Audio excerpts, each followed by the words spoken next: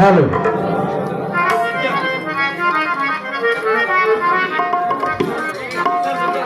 চমৎকার ভাবে তার যে অধ্যায়,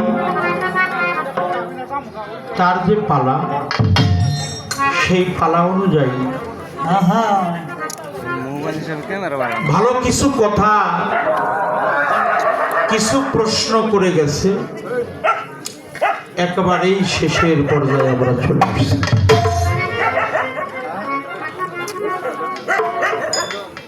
তাই যারা একটু দূরে আছেন, আল্লাহর রহমতে আমাদের রাতটা ভালোভাবেই প্রভাতে ঘনিয়ে আসছে প্রায়।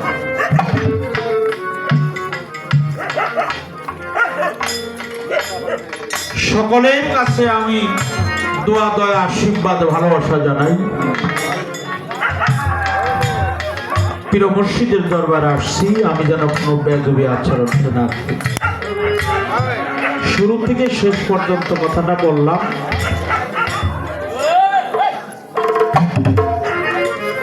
সেই বেয়াদবি আচরণটা যেন না করি, বিন্দু বিসর্গ পরিমাণের জন্য কোনো অপরাধ আমাদের দ্বারা না হয়।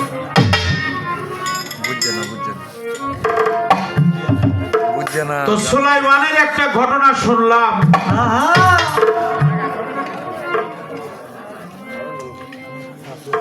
যে সবই তোমার নৌকায় জায়গা হইল, আমার স্ত্রী পুত্র, হাড়ির চাউল, গোলার ধান, ঘর, কিন্তু তোমার নৌকায় আমার জায়গাটা হলো না। এই গানটা, এই কথাটা মর্মান্তিক কথা।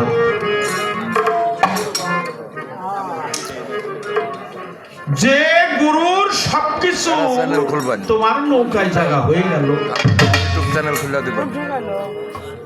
আমার জায়গাটা হলো না, আমার দেহটা তো ভজন যোগ্য দেহ না।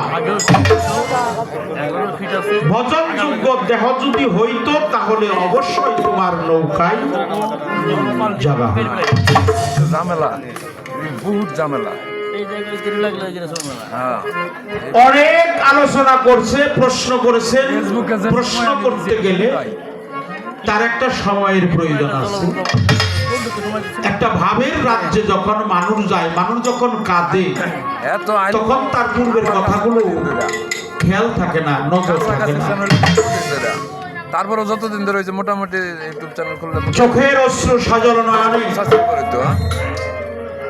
বিগলিত পানি যখন ঊর্ধ্ব পানি নিম্নধারে চলে, এই পানিটা উলুহিয়া দরিয়ার মাঝে ডুবাইয়া দাও মন, কেন্দ্রে কেন্দ্রে করো আপন মুর্শিদ স্মরণ।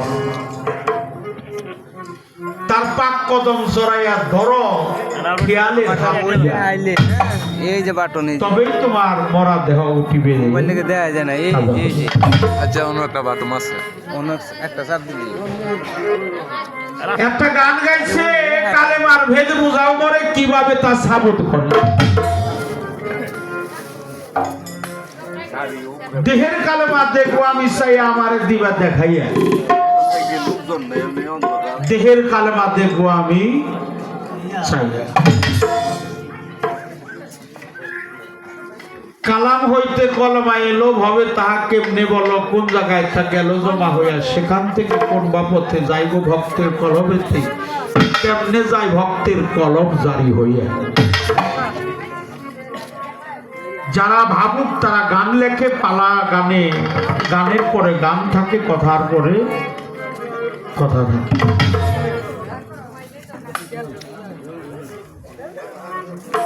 তো আর একটা ঘটনা আছে যে ছেলে বাবার কাছে মুরিদ হয়, বলছে না, বলছে কিনা? হ্যাঁ হ্যাঁ।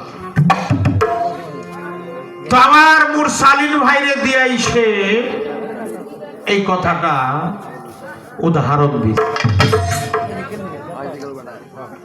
এই পাশে বাবার ঘর, এই ভিটায় এই বিটাই হলো সন্তানের ঘর। থাকতে মুর্শিদ ভক্তের বাড়ি, মিলন হলে স্বামী স্ত্রী। শোকাইবে তোর দেহত্তরি, ধরবে নানান রোগে। কেউ কখনো ঘুমায় না তোমার পীর যদি রয় জেগে। তোমার হালাল বস্তু হারাম হবে, খাইলে নিজে ফিরে রাগে। তাহলে তো একই ঘরেই থাকে, একই বাড়িতেই থাকে, ঘরে আরেক। তাহলে তারা যে একই বাড়িতে দুইজনের দুই ঘরে থাকে, তাহলে ওই ভক্তটা কিভাবে মিলন করবে?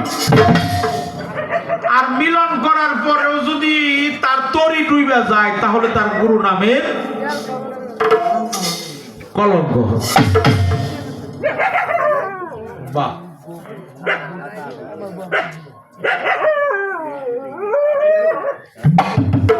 আর একটা ঘটনা আছে, হইল সনাতন ধর্মের একটা কথা হলো, একজন গুরু আছিল, তার নাম হলো গুরুদেব গোসাই গিরিধারী।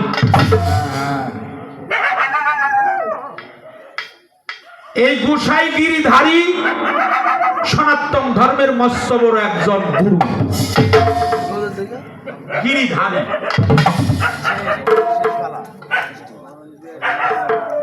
তার ৬০,০০০ রমণী নিয়ে তিনি নৃত্য করতেন।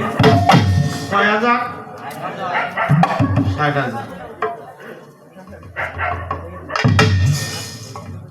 তৎকালীন সময়ে একজন ভক্ত ছিল, তার নাম হলো সুগ্রীব।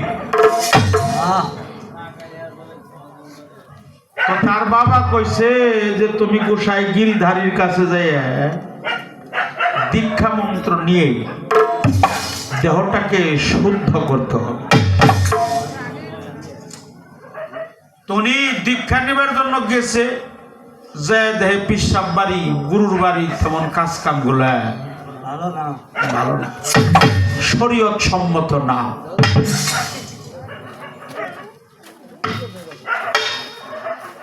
সে হলো নারী নিয়ে নিত্য নৃত্য করতেছে। সনাতন ধর্মে তো নারী নিয়ে গোসাইরা যারা দীক্ষা মন্ত্র নেয়, তারা কিন্তু নারী পুরুষ মিলাই গুরুর কাছে যায়। উনি ৭ তলা অট্টালিকার উপরে থাকে, স্তর বাই স্তর, সিঁড়ি বাই সিঁড়ি উপরে উঠে আবার নিচে নামে। তাতে তাদের রমণী অর্থাৎ নারীদেরকে ভায়া করে সাহায্য করে উঠে। এইভাবে উঠে এই কাজগুলো শরীয়তের বোধগম্যের বাইরে। তাই তিনি এই নৃত্য নীলা দেখা, এই কাজকর্ম দেখা গোসাইয়ের কাছে আর মুরিদ হওয়ার জন্য তার মনে চায়। এই সব গোসাইয়ের কাছে আমি যাব না। বাজান বসেন, বসেন, আর একটু সময় দেন। সুখের রজনী তো তাড়াতাড়ি প্রভাতে ঘনিয়ে আসে। কেউ যদি মরা লাশ নিয়ে রাত্রি যাপন করে, সেই রাতটা সহজেই কিন্তু, এই রাতটা কিন্তু অনেক সাধনা। আমাদের কাছে তেমন মূল্য নাই, কিন্তু এই অনুষ্ঠানগুলো যারা করে তারা বুঝে কমপক্ষে 1 মাস আগে থেকে এই অনুষ্ঠানকারীদের চোখের ঘুম বন্ধ হয়ে যায়, ঠিক কিনা? মানুষ দাওয়াত দেয়, একটু সেবার আয়োজন করে, তারপরে হাত জোড়াত করে বলে, বাজান আমার সেবায় যদি কোনো ত্রুটি বিচ্ছুতি হয়, আমাকে আল্লাহর রাস্তায় মাফ করে দিন। এটা হলো বিনয়ী ভাব। চাও যদি সেই প্রাণবন্ধুরে আগে করো সেবার আয়োজন। সেবা বিনে কেউ পেল না শ্রীনন্দের নন্দন। আগে করো তুমি সেবার আয়োজন। সেবা সত্য, সেবা নিত্য, সেবাতে হয় পরমাত্ম, সেবাতেই ভজন। যখন হবে তোমার পূর্ণ সঙ্গ, উথলিবে প্রেম তরঙ্গ। হোসরে তুই রসভঙ্গ, নইলে হারাবি যৌবন।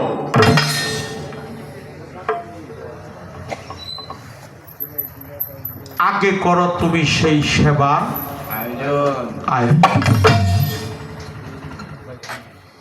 মানুষ আদি দেবী দেবা সবাই খুশি পেয়ে সেবা,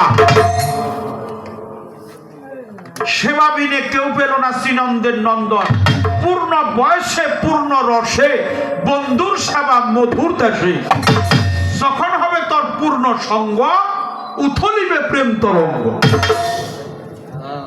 ঘোষণারে তুই রসভঙ্গ, হারাইবি রতন।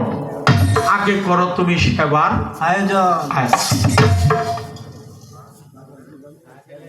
যারা গুরু হয় মা, তোমাকে বলি, যারা আল্লাহওয়ালা হয়, যারা গুরু হয়, যারা ওলি হয়, যারা পীর হয়, সনাতন ধর্মে তাদেরকে গোস্বামী বলা হয়, গোসাই বলা হয়, তাই না?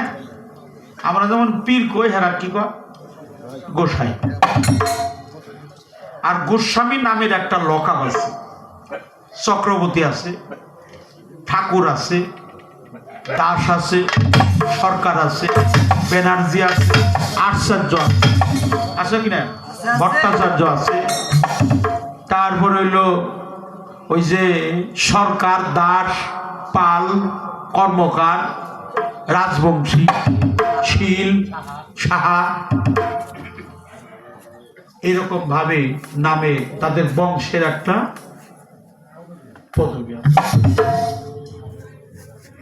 এই জন্য সনাতন ধর্মে তাদেরকে গোসাই বলা হয়। গোসাই, যিনি আমার দেহের অন্ধকার কেটে, গু মানে অন্ধকার, আল্লাহ পরম সাই, পরম দয়ালু, মহান আল্লাহকে যিনি লয় প্রাপ্ত করিয়া দেয়, তিনি গোসাই। আর গু শব্দের অর্থ অন্ধকার, রু শব্দের অর্থ রোষ নাই। যিনি আমার দেহের অন্ধকার কেটে আলোর জগতে পৌঁছে দিবেন, তিনি আমার গুরু। তো মুরিদ হইবার গেছে, আরে দীক্ষা নিবার গেছে, গুরুর কুকর মধ্যেই গে উনি আবার ঘুরে বাড়ির দিকে রওনা দিচ্ছে। তো পিছন থেকে ডাক দিছে, এই সুগ্রীব যাও কই। তখন গুসাই যখন সুগ্রীব করে ডাকছে, যে ভক্ত দীক্ষা নেওয়ার জন্য গেছে, সে বলে আমি আইছি 40 মাইল দূরে থেকে, তার সাথে আমার সাথে কোনোদিন দেখা সাক্ষাৎ হয় নাই, কিন্তু উনি আমার নামটা জানলো কিভাবে? আমি শুধু তোমার নাম জানি তা না, তুমি কেনই আমার কাছে দীক্ষা নেওয়ার জন্য আসছো, কে তোমারে পাঠাইছে তাও আমি এই আমার আশ্রমে বৈশাই যা। তোমার বাবা তোমারে পাঠায় নাই? এরকম কথা কইলে কি তার মন আর খারাপের দিকে থাকতে পারে? বল হায় রে হায়, আমি তারে খারাপ মনে করলাম, এখন দেখি সে অন্তরের খবরও জানে, অন্তরের খবরও সে জানে। বলে আমার কাছে তুমি দীক্ষা মন্ত্র নাই মানিলা, আমার কাছে তুমি পরিশুদ্ধ হওয়ার লক্ষ্যে, নাম অমৃত সুধা নেওয়ার লক্ষ্যে, দীক্ষা মন্ত্র গুরু মন্ত্র নেওয়ার জন্য আইসা আমার কাছে তুমি নাই আসলা, চলে যাও। তার পূর্বে একটা পরীক্ষা তোমাকে করাবো, এই পরীক্ষায় যদি তুমি পাস করো তাহলে আমি তোমাকে ভক্ত বলে স্বীকার করব, আর এই পরীক্ষায় যদি তুমি ফেল করো তাহলে আমি ব্যত্রাঘাতে তোমার পৃষ্ঠের চামড়া তুলে দেব।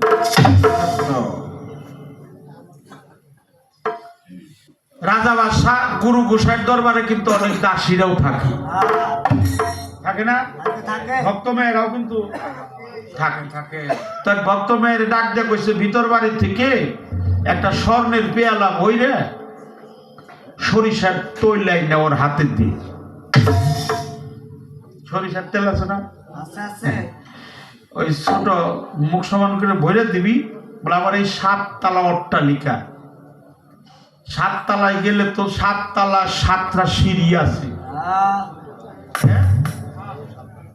7 তলা হইলে 14টা সিঁড়ি। আবার মানে 7 তলায় উঠবো, আবার 7 তলায় থেকে নাম। অনেক মারাত্মক প্রশ্ন। কিন্তু বাবা তুমি যে উঠানামা করবা আর কোন রুমে কি হইতেছে এইটা তুমি দেখবা। কিন্তু আমার কথা হলো, আমার কথা তোমার কাছে রাখলাম যে এই তেলের বাটির থেকে যেন 1 ফোঁটা তেলও পড়ে না।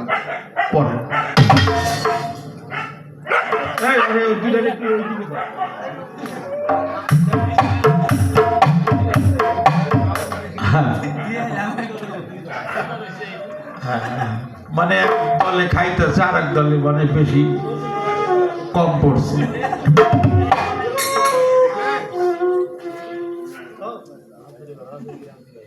হ্যাঁ, এই জন্য কথাটা বললাম। আচ্ছা বাজান, তেলের বাটি নিয়ে, তেল ভরা বাটি ভর্তি তেল, ছোট্ট পেয়ালা একবার ভরা, একবার মুখ সমান করে ভরা, ওই তেলের বাটি নিয়ে কি দৌড় দিয়ে যাও? কিভাবে যাও না গো? আস্তে আস্তে আস্তে আস্তে আস্তে আস্তে আস্তে সব রুমে ঘোরাঘুরি করছে, সমস্ত সিঁড়ি দিয়ে উঠছে, আবার নামছে, কিন্তু তার তেল পড়ে নাই। পড়ে নাই কেন? এখানেই প্রশ্নের উত্তর হয়ে যায়। জিজ্ঞাসা করলো, এবার কত কোন তালায় কি হইতেছে? দেখছোটা কি খবর? কলে দয়াল ওই যে গুসাই গিরি দাঁড়িয়ে কইতেছে যে কোন তালায় কি হইতেছে এটা আমার বলা সম্ভব। এইটা আমি কয়ে পারব না। কেন কয়ে পারবা না? তুমি 7 তলা অট্টালিকার চতুর্দিকে ঘুরছ, সিঁড়ি বেয়ে উঠছ, আবার নামছ, তাহলে কত কিছু দেখছ। এগুলা দেখছ যে কয়ে পারবা না কেন? বলে আমি কোনো কিছুই দেখতে পারি নাই, কারণ হইল আমার নজর আছিল কোথায়? তেলের বাটির মধ্যে। তাহলে যার নজর থাকে তেলের বাটির দিকে, তার প্রশ্ন হলো যে আমাকেও তো একটা তেলের বাটি আমার দেহের মধ্যে আছে, আমার তেল জানো কখনো না পড়ে। তাহলে আগে নজর ঠিক করো। ধর্মের লালন ফকির বলছে একদিকে দিলে নজর আরেক দিক অন্ধকার হয়, তাই না? যদি বেলায়েতে হতো বিচার, ঘুষে দিত মনের আধার, লালন ভেরু এই দ্বার ওই দ্বার, 2 ধারেতে খাবে খায়। একদিকে দিলে নজর আরেক দিক অন্ধকার হয়। তোমার দেহের মধ্যে একটা তেলের বাটি আছে, সেই তেলের বাটির দিকে তোমার খেয়াল রাখতে হবে, মুর্শিদ পর্যক রাখতে হবে। ওটা সর্বক্ষণ জানে আমার ওই দিকে খেয়াল থাকে। কি কর খারাপ বলছি? খেয়াল ঠিক করো গা, সব সময় বাড়ির দিকেই নজর রাখবো। গাড়িতে লেখা আছে যার যার মাল তার তার দায়িত্বে রাখে, আছে না? হারায় গেলে কর্তৃপক্ষ, পকেট সাবধান। এগুলা মালামাল নিজ দায়িত্বে রাখেন। চালকের সাথে রাস্তায় চলাকালীন কথা বলুন। অপরিচিত মানুষের হাতের দেওয়া কোনো খাবার খাবেন না। এই যে সংকেত গুলা আমার তো দেওয়াই আছে, তারপরেও তুমি রেল স্টেশনে মাল সামানা নিয়ে চাকরিয়া যদি ঘুম দেয়, তোমার তেলের বাড়ি কি গুরু ঠিক করে দিব নাকি? এত টাকা গুরু এত ঠেকা পড়ে নাই, কারণ গুরুর স্মরণ রাখতে হয়, বর্জক রাখতে হয়, খেয়ালে রাখতে হয়। নিজে খেয়াল রাখতে, নিজে হবি খেয়াল, যাবি খেয়ালে, তই সেই তোর বস্তু রক্ষা হবে, যদি সম্মুখ গুরু যদি কৃপা করে।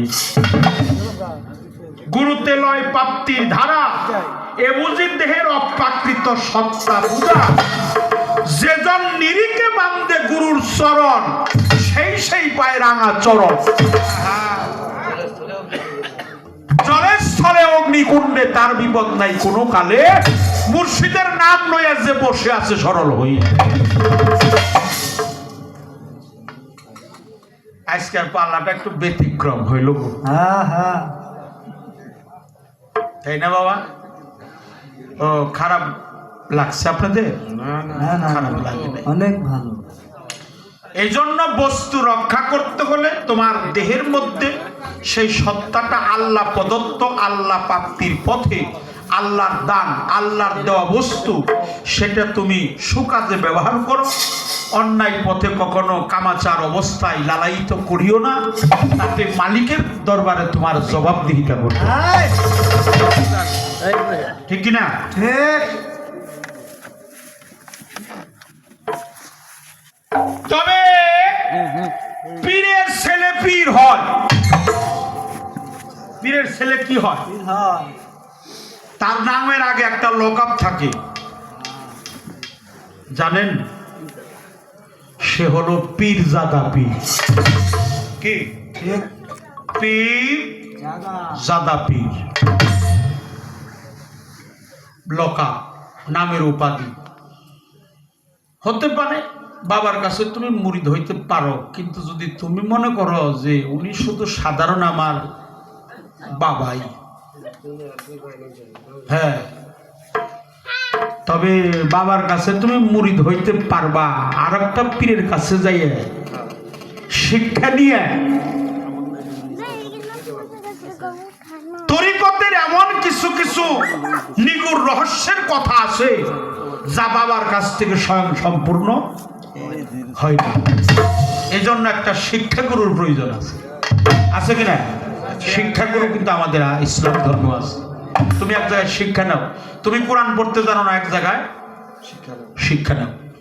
তুমি হাদিস শরীফ পাঠ করতে পারো না, আরেক জায়গায় শিক্ষা নাও। তুমি নামাজ পড়তে পারো না, আরেকজনকে জিজ্ঞাসা করো আমি নামাজ পড়বো। এই জন্য পীরজাদা পীর। পীরের ছেলে তো এমনিই পীর, শুধু পীরের ছেলে পীর না, পীরের বাড়ির যে কুকুর যদি মানে ওই পীরের মতোই সম্মান ধারে দেওয়ার না, ঠিক কিনা? মাতা গুরু, পিতা গুরু, গুরু জ্যেষ্ঠ ভাই, তার চেয়ে অধিক গুরু ভজিলে সে পায়। মা বাবা তো এমনি গুরু, মাতা পিতা তো এমনি গুরু। আবার অনেকে কয় মা বাপ থাকতে পীর ধরার প্রয়োজন নাই, কয় না? এই জন্য বাবা আর একটা পীরের কাছে তোমার দাসত্বগিরি করতে হবে। তারে, তোমার বাবাকে তুমি সম্মান করো, মানো, শ্রদ্ধা করো, জানো, তার কাছে আত্মহুতি করো, এতে কোনো সন্দেহ নাই। কিন্তু আরেকজন শিক্ষাগুরুর প্রয়োজন আছে, তার কাছে গিয়ে শিক্ষা নিয়ে এই দেহটাকে পরিশুদ্ধ করে আল্লাহর রাহে, আল্লাহর রাস্তায় তোমার এই দেহটা যেন শহীদ বরণ হয়। রাখলাম এই কথা। তেলের বাড়ির ব্যাখ্যাও দিলাম। এখন যে একটা গান গাইছে, এই গানের মধ্যে 19টা প্রশ্ন।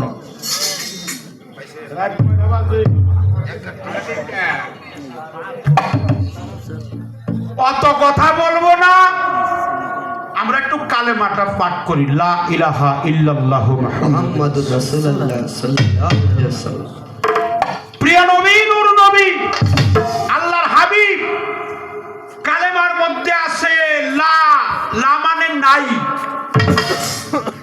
লা ইলাহা ইল্লাল্লাহু আছে একজন প্রেরিত রাসূল আল্লাহর হাবিব নূর মুহাম্মদ সাল্লাল্লাহু আলাইহি তিনি তরানেওয়ালা সাফায়েতের কান্ডারি নামের পাশে তার নামটা লেখা। কালেমাটা অনেক পবিত্র, ঠিক কিনা? কালেমা যদি কেউ একিন দিলে পাঠ করে, একিন দিলে আমাদের জিটকার তালিমের ভাষায় এই কালেমার সম্মান আছে, অরুজ নজরুল আছে, ফানা বাঁকা আছে, নফিয়াজ বা খবি আছে, মোকাম নজরুল আছে, নাফ রুহ আছে। কালেমাটা একটা পবিত্র হরফ দ্বারা লিখিত, 12 হরফ, 12 হরফ, 12 12 24। কালেমার শান মান অনেক পবিত্র, পবিত্রের চাইতেও পবিত্র, মহাপবিত্র।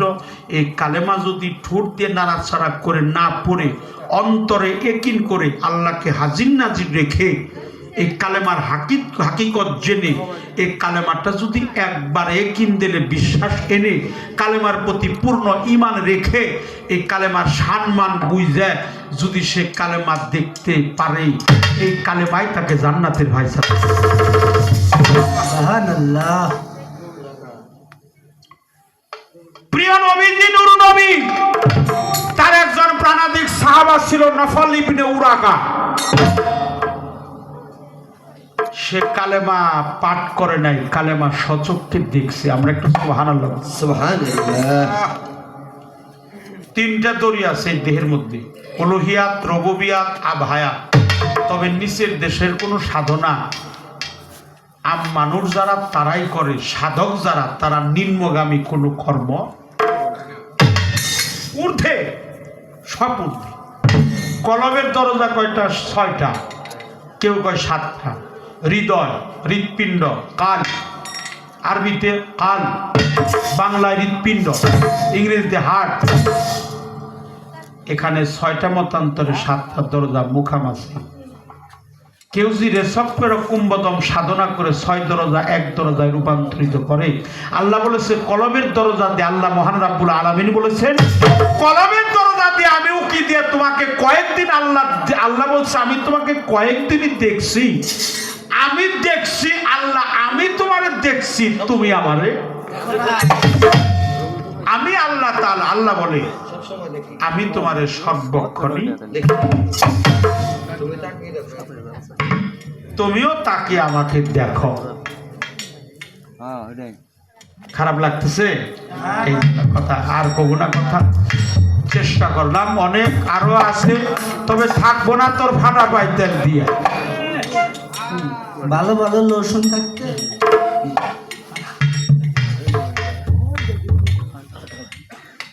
ডিজিটাল বাংলাদেশ তো এখন সবকিছু আমাকে ডিজিটাল হয়ে গেছে। পীরের দরবারে যাইয়ে পীরের পায়ের কাছে যাইও, মা তোমাকে বলি, পীরের কাছে যাইও, পীরের দরবারে যাইয়ে পীরের পাও যদি ফাটাই থাকে, ওটা ফাটা বন্ধ করার কিছু কর্ম ভক্তের থাকে, হেগলে মাঝে মাঝে দিও।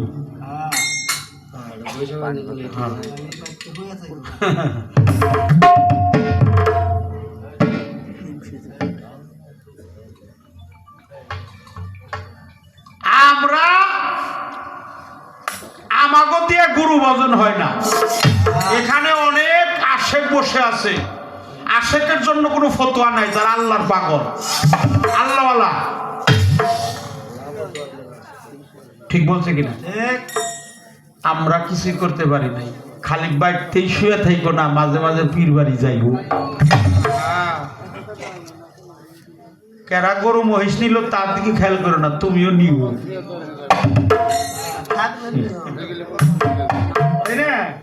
তুমিও নিও। ও এত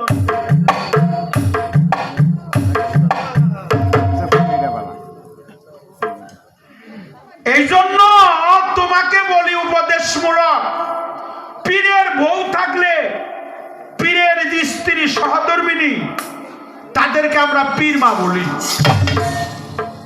বলি কিনা? আশ্চর্যত পীরের মুরিদান, পীর মা থাকলে পীরের মতো তারে করিও সম্মান। পীর মা থাকলে পীরের মতো তার সম্মান করতে হবে। পীরের ছেলে সন্তান সন্ততি যারা আছে সম্মান করতে হবে। তরিকার ভাই যারা আছে তাদেরকে সম্মান করতে হবে। পীর বাড়ির দিকে পেশাব পায়খানা করা যাবে না, পীর বাড়ির দিকে পা দিয়ে স্ত্রী সহবাস করা যাবে না। কথায় কথায় তোমার আওয়াজের চাইতে, তোমার পীরের আওয়াজের চাইতে তোমার কণ্ঠের আওয়াজ যেন বড়। পীরের সামনে পাওয়াই গিয়ে দেবো, হান দেবো না। এগুলো আদব, ঠিক কিনা? পীরের দরবারে যায় দাঁড়াইও নত হইয়া তাকিয়ে থাকো তার হুকুমের আশায়, দিলে সে এজাজত বসিবে আদবের স্বাদ। হাকিকত আছে ওই জায়গায়, বিশ্বাস ভক্তি থাকিলে পাই মুক্তি, কে জানো কার ভাগ্য। তুমি বিনয় ভাবে পীরের দরবারে যাইও। তোমাকে বলি, অন্য কাউকে না, তোমাকে ইশারা করে বললাম, তুমি যেহেতু আমার ভক্ত, আমাকে উপদেশের দায়িত্ব দেওয়া হয়েছে, আমার অনেক কিছুই বলার আছে, তাই তুমি কখনোই ভুল কেউ কইরো না। পীর বাড়ির দিকে বসে পেশাব পায়খানা থাকতে দেহে দ্রুপ যাবে না, ধরবে না মুসিবত। কেউ যদি স্ত্রী সহবাসে যাও, পীর বাড়ির দিকে মাথা পিছনে দিয়েও পাও, যখনই যে ভাবে ঘুমাও, থাকবে তখন নিরাপদ। আসলে তো পীরের মুরিদান, পীর মা থাকলে পীরের মতো করিও সম্মান। আরো পীর ভাই বোন যাকে রান কইরো তাদের মহব্বত। ভেদ জানিয়া দরগা নবীর তরিকা। আদবে কি? আদবে আদবে কি? আর বেদবে কি? বেদবে যে কি, এটা আমার সাথে আপনারাই ভালো জানেন। তাই আমি জানো কারোর সাথে কোনো বেদবি না। কোন মুর্শিদের দরবারে কোনো জায়গায় জানো, কোনো জায়গায় শিক্ষাঙ্গনে গণ, বাহ্যিক জগতে গণ, মাতা পিতার কাছে গণ, ভাইয়ের কাছে গণ, স্ত্রীর কাছে গণ, এই যে আমার মায়েরা আছে, 10,000 টাকা জমা দেন, মেয়েদের মতো কাঙাল আর এই জগতে কেউ নাই। জিজ্ঞাসা কর, ও মা কই গেছিলে? ওর বাবার বাড়ি। কই যাইতেছ? স্বামীর বাড়ি। ওইটা হলো বাবার বাড়ি, এটা হলো স্বামীর বাড়ি। এই কথা কি কয়? এটা আমার বাড়ি। কথা কর না কয়। নারীরা তা কয় না, মায়েরা তা কয় না, নারী জাত তা কয় না, বলে এটা আমার বাড়ি না, আমার স্বামীর বাড়ি, এটা আমার বাবার বাড়ি। ওদের মতো কাঙাল নাই। আর একটা বাড়ি আছে, সেই বাড়িটা হলো কবর বাড়ি। শেষ ঠিকানা যেখানে, প্রত্যেকটা মানুষের ঠিকানা হলো কবর বাড়ি। স্বামীর বাড়িতে, বাবার বাড়ির থেকে স্বামীর বাড়ি, স্বামীর বাড়ির থেকে চিরস্থায়ী থাকতে হবে কবর। এই জন্য তোমাকে বলি, তুমি সেই সাধনা করো, ভজন করো, প্রেম করো, শ্রদ্ধা রাখো, ভক্তি রাখো, তাহলে তোমার তেলের বাটিও ঠিক হবে, তোমার দরিয়াও ঠিক হবে, আর ঠিক হবে, তোমার দেহটা চিনতে পারবা। আর কালেমাটাকে একিন করো, কালেমাটা পবিত্র। তাইবা শব্দের অর্থ পবিত্র, আর শাহাদাত শব্দের অর্থ সাক্ষ্য। কলেমা চিনে কলেমা পড়ো ওরে আমার মন, না চিনিয়া পড়লে কলেমা সব যাবে অকারণ। আর যার গান গাইছ তিনি লিখছে, সাবুত কলেমা মানব দেহ কইরা লৌগা ফানা, এরা রশি সরকার লিখছে। কলেমা পড়লেই মুসলমান, এটা আমাদের মানিকগঞ্জের পরা কলমা সাবুদ কিংবা তৌহিদ হবে না, দাইমি কলমা কাইমি করো আরেফের বর্ণনা। রশিদ বলে কানা পীর না হাক্কানি পীরের জানা, তোমার পীরের কাছে বুঝে নিও কালেমার বেঁধবে না। আল্লাহ বলে, ওরে বান্দা কসম আমার জাত, আল্লাহর বাণী পবিত্র কোরআনের সূরা বাকারার 245 আয়াত পড়ে দেখো, চাইছে মালিক করজে হাসানা, বিসমিল্লাহর বিষ কর্জ দিয়ে মুক্তি সওগাত দেন। কলেমা হলো বিশ্বাসের গাছ, সকলেই জানে না। যার উপরি ভাগ ৭ আসমান রয়েছে ঠিকানা, নিচের ভাগ ৭ জমিন তার অযুত আবরণা, ইমান নামে তৌহিদি ফল ৫ ডালে একখানা।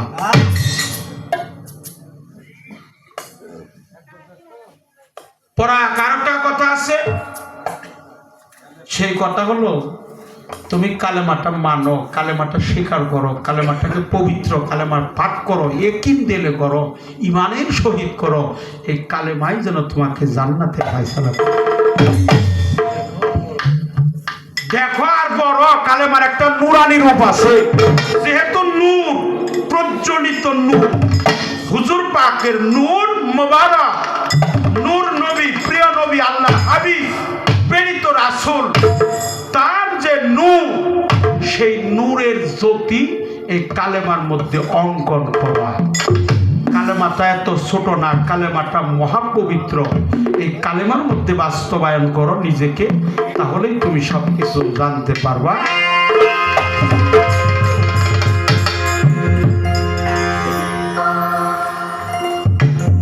যার গান তুমি গাইলে আমি তার একটা গান গাওয়ার চেষ্টা করবো। ত্রুটি বিচ্ছুতি হলে সকলে আল্লাহ বস্তি মাফ করুন। বিবেক বুদ্ধি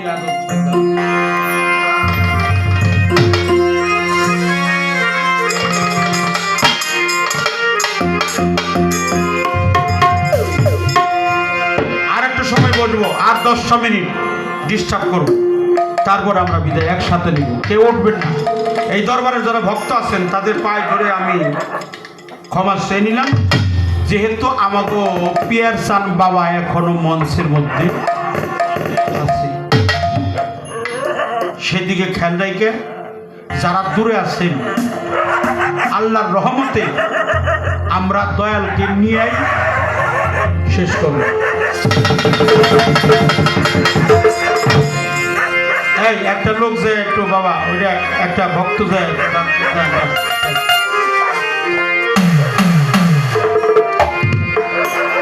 মন্তর বিবেক বুদ্ধি আদম কায়দা, বিবেক বুদ্ধি আদম কায়দা, বিশ্বাস ভক্তি প্রেম সোহাগে ভাবু জেনে লো আগে, জেনে লো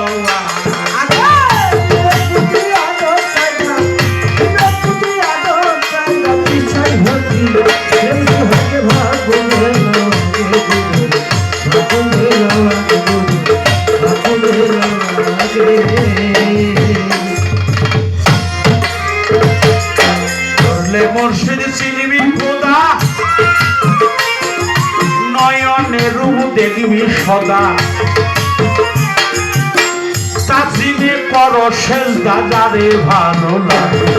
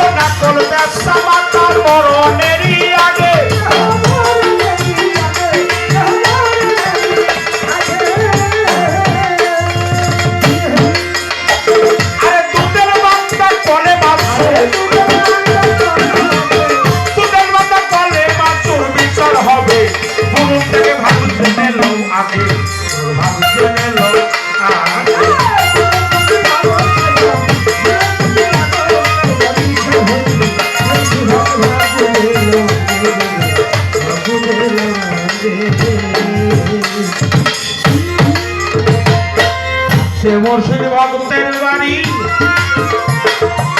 সে রাতে মিলন হইলে স্বামী স্ত্রী, শোকাবে তোর দেহ তোরই ধরবে নানার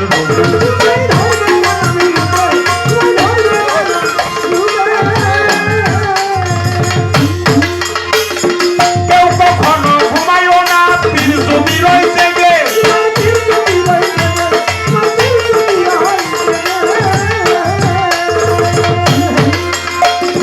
কেউ কখনো ঘুমাইও না, পীর যদি রয়েছে গে।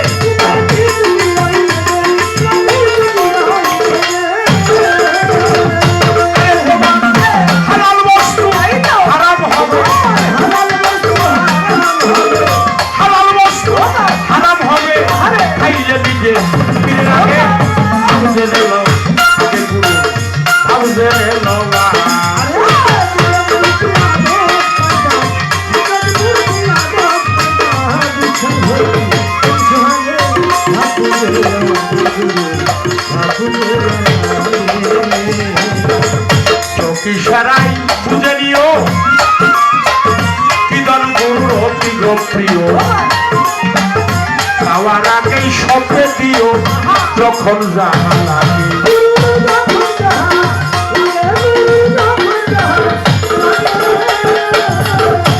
ইশারায় বুঝে নিও বিধান গুরুর অতি প্রিয় খাওয়ার আগেই সপে দিও যখন যাহা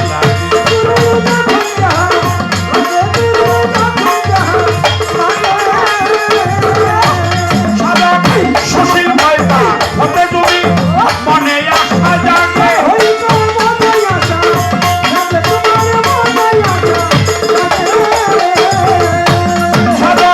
সুশীল ভয় পা হতে তুমি মনে আশা জাগে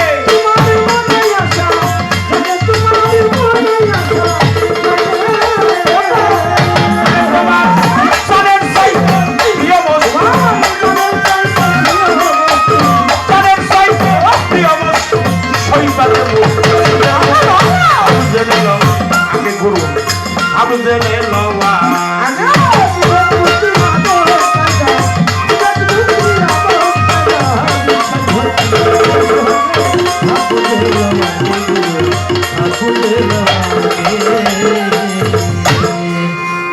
হে মালিক কত দূর দূরান্ত থেকে আমার পিয়ার সাদের দরবারে ভক্তরা আসছে আল্লাহ মালিক যেন যার যার গন্তব্যস্থলে বলছে বাবা যার মা নাই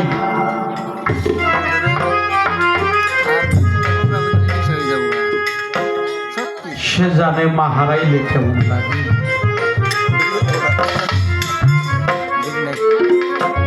যার বাবা নাই আচ্ছা বাবা যদি পৃথিবীতে না আনতো আমরা কি আসতে পারতাম কোন সন্তান যদি একটা ফল কিনে তার মা বাবারে খাওয়ায় আল্লাহ তাআলা মহান রব্বুল আলামিন বলে আমি ওই সন্তানের প্রতি সন্তুষ্ট হয়ে যাই সেই মা সেই বাবা যার হারিয়ে গেছে রে বাবা মা নাই গৃহে যা সংসার অরণ্যতা দেখি না মায়ের মুখ মুছে যায় তার সকল দুঃখ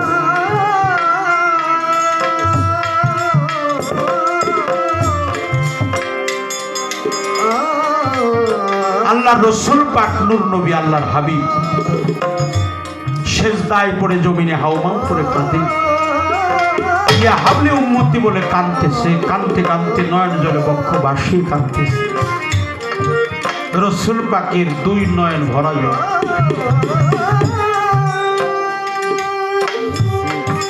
আল্লাহ ডাক দিয়ে বলল ফেরেশতা রে জিবরাইল আমার বন্ধু এমন করে কাঁদে কেন রে বলল 6 বছর বয়সে আমি আমার মাকে হারিয়েছি 6 মাস গর্ভ থাকাকালীন অবস্থায় আমি আমার বাবাকেও হারাই কোন উম্মত যদি আল্লাহর পাক বান্দা যদি কোন ইয়েতিমের মাথায় হাত বুলিয়ে দেয় সে যেন আমার মাথায় হাত বুলিয়ে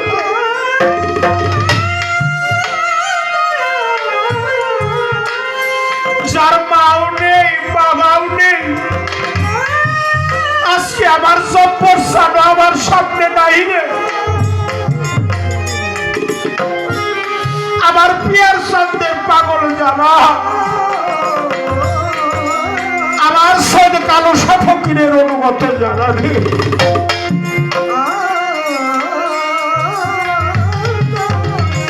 নয়ন জলে বক্ষবাসী হাউমাউ করে কাঁদে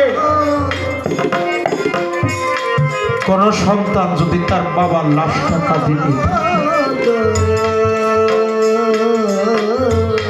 সেই জানে বাবার লাশটা যে কত উজ্জ্বল মারপেটের দুই ভাই রাস্তা দিয়ে চলছে, তো বড় ভাই ছোট ভাইকে প্রশ্ন করছে, ও ভাই এই জগতে সবচেয়ে ভারী বোঝাটা কি? ছোট ভাই বলছে, ভারী বোঝাটা হলো লোহার বোঝা, মাটির বোঝা, পাথরের বোঝা। উত্তরটি শুনে বড় ভাই আর স্থির থাকতে পারে নাই, নয়নে জলে বক্ষবাসী হাউমাউ করে রোধন করে কাঁদতেছে। ছোট ভাই যখন তাকিয়ে দেখছে বড় ভাইয়ের নয়ন ভরা জল, বলছে, ভাই প্রশ্ন করলে আমাকে জবাব দিলাম, তুমি আমার উপরে কাঁদছো কেন? আমার স্বভাবটা কি সঠিক হয় না? বলছে, ছোট রে, লোহার চাইতেও ভারী বোঝা আছে, পাথরের চাইতেও ভারী বোঝা আছে, তুই বুঝতে পারস না। সেদিন আমার জন্মদাতা পিতা আমার জব্বর সাহাবাকে ছেড়ে চলে গেছে।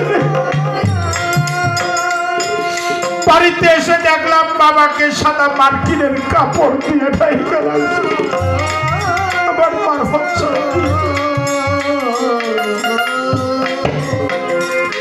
স্ত্রী পুত্র পরিবার পরিজন আত্মীয় স্বজন বন্ধু বান্ধব মহল্লার মানুষ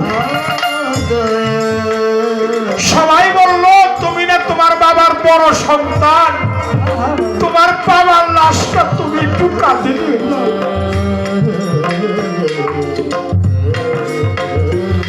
যে সন্তান তার বাবার লাশটা কাঁদে নিয়েছে, আজকে কবে যেন আমার পিয়ার সাথ চলে যায় মোরসালে। বাবা ডাকছে, কত মধুর ডাক, যেদিন আমার পিয়ার সাথ থাকবে না কেবল সেদিন বুঝতে পারবে। বাবা ডাকতেছে, কত মধুর ডাক, কেবল আজকে আমার চব্বার সারি গেল, আমার সঙ্গে কালো সামগ্রী গেল। আমার এই জগতে আপন বলতে আর কেউ নাই। তুমি বিনে দরদি আমার না হাইবে পিয়ার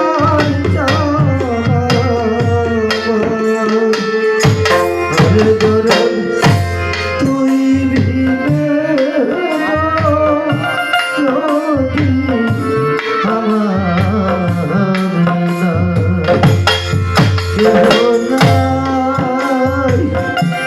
আমার কেহ নাই রে, পিয়ার জানা আরে দরদ তুই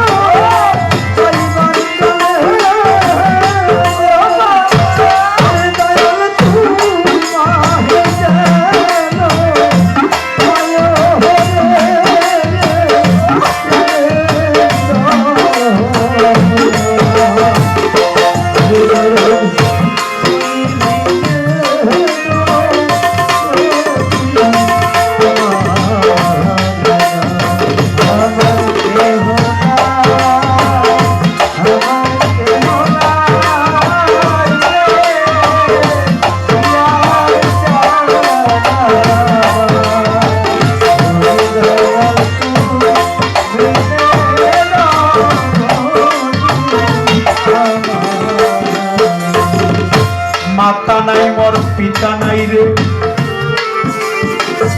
দায়িত্ব জোড়ার ভাই। আজকে আবার চম্পসা পালাইছে যার হারানো সেই তো জানে, অন্যে ব্যথা জানে না রে, পিয়ার সান্দান সেই জানে।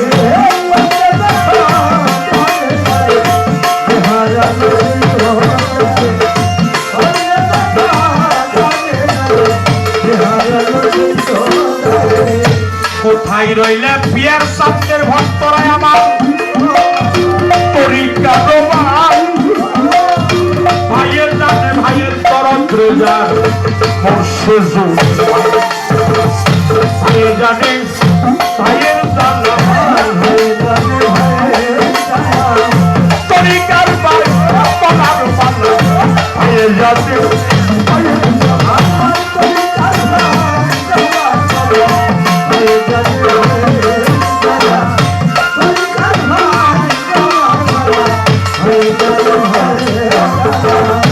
তোরাই আবার তরিকার ওরে আবার পিয়ার সামনের আসে যারা আইনা কাছে তোর দিকে তাকালে যেন আমার মুর্শিদ দেখা যায়। কালো সাব আবার আসুক যারা রে তরিকার পিয়ার সামনের পুরা জানা আইনা কাছে তোর দিকে তাকালে যেন আমার মুর্শিদ দেখা হয়। অসময় নিদানের কালে আবার তরিকার জানে ভাইয়ের তরিকার পালার পালা, ভাইয়ের জানে ভাইয়ের জানা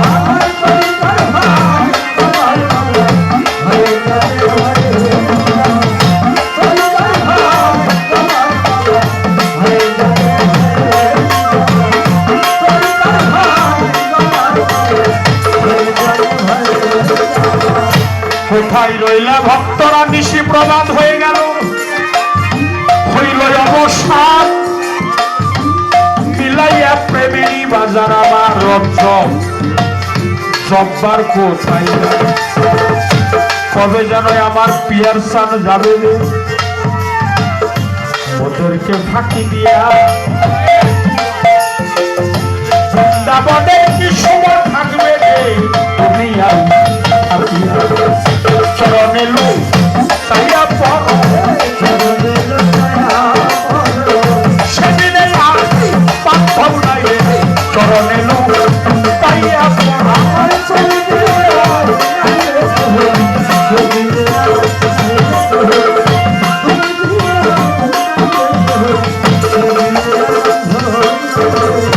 পাগল একটা বাবা থাকলে রে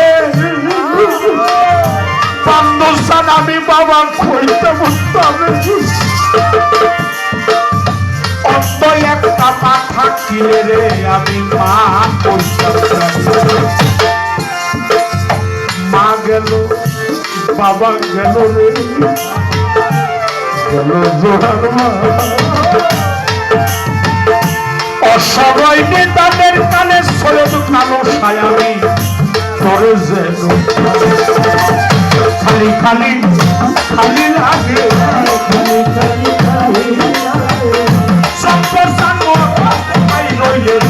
খালি খালি খালি লাগে।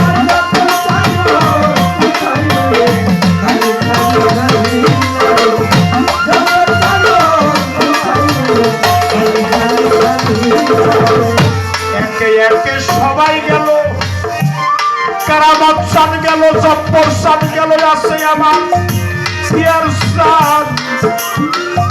সোনার বাগান খালি করে যেন কবে হারিয়ে যায়। ভক্তরা আমার তরিকার ভাই, এই দেখাটাও জীবনের শেষ দেখা হতে পারে, আমাকে ক্ষমা করে দিবেন। এই দেখাটাই জীবনের শেষের একা হইতে মাঝে আইরে ভাই সম্ভব করে বুকেতে ছড়াইয়া ধরি আইনা রে ভাই সম্ভব করে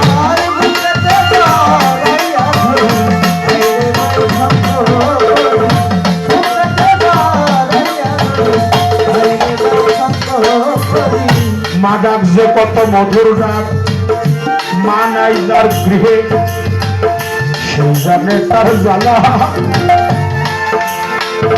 পাগল একটা মা থাকিলে আমি কইতাম মনের কথা মহারানো পাগল আমি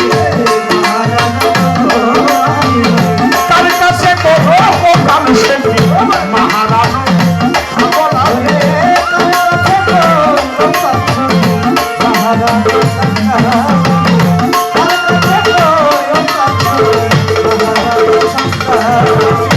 ভাই বন্ধু আত্মীয় স্বজন রে পিয়ার সাথ সবাই আদর করে ওরে আমার সবাই আদর করে মার মতো না পাইলাম না সে রাস্তে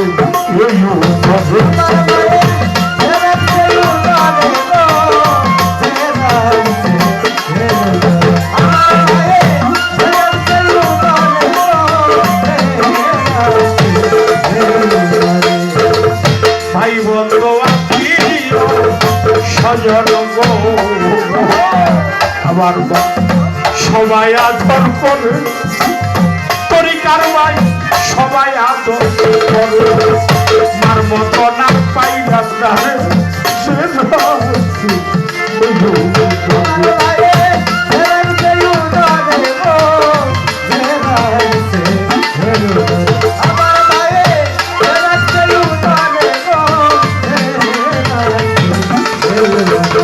আমি তারপর ভালো তারপর ভালো পাঁচলাম জানে তার নিকটেও আমি জব্বর চালে কোথায় পাই তার কাছে আর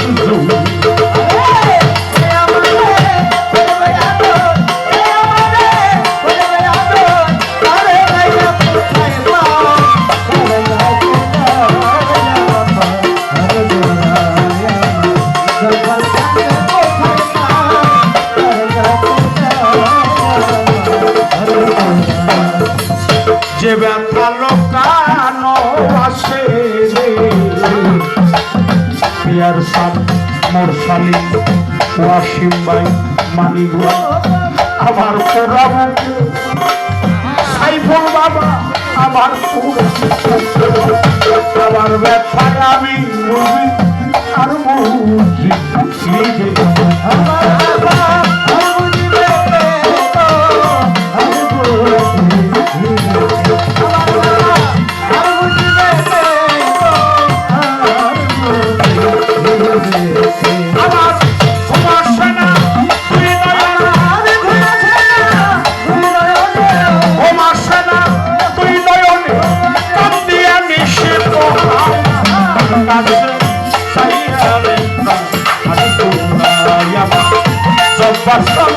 কোথায় পাই তার কাছে চাইয়ারে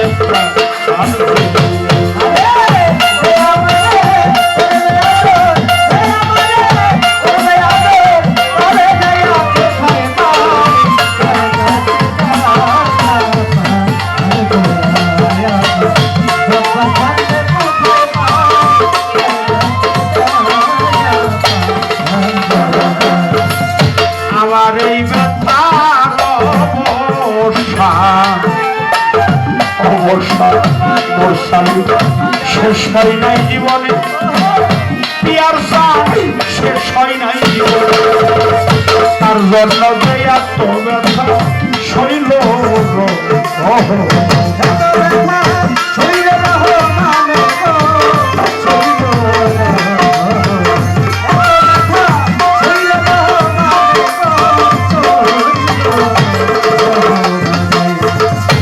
আমার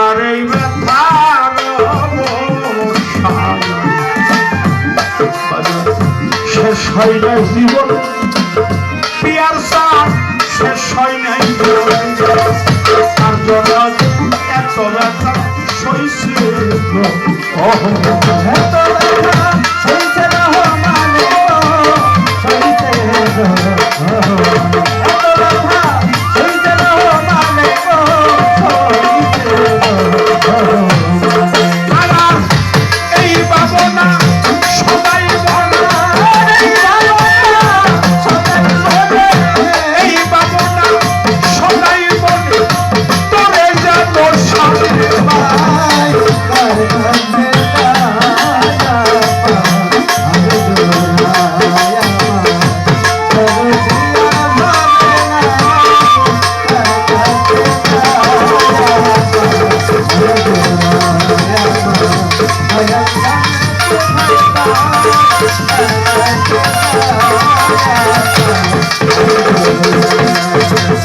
এই আমারে করবে রে